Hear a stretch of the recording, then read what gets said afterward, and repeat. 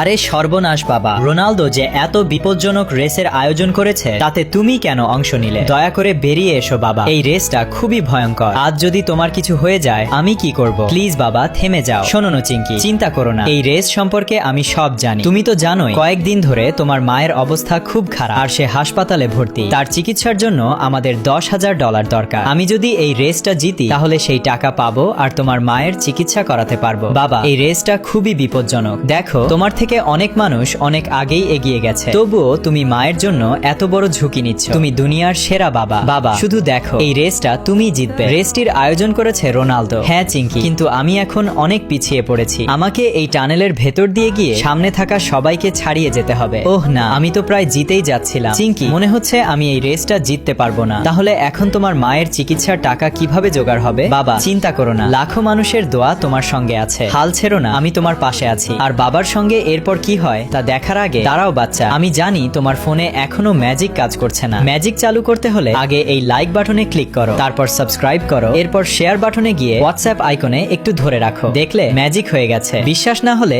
নিজেই করে দেখো। বাবা দেখো, আমি করে ফেলেছি। আমি এই রেসে প্রথম স্থান অর্জন করেছি।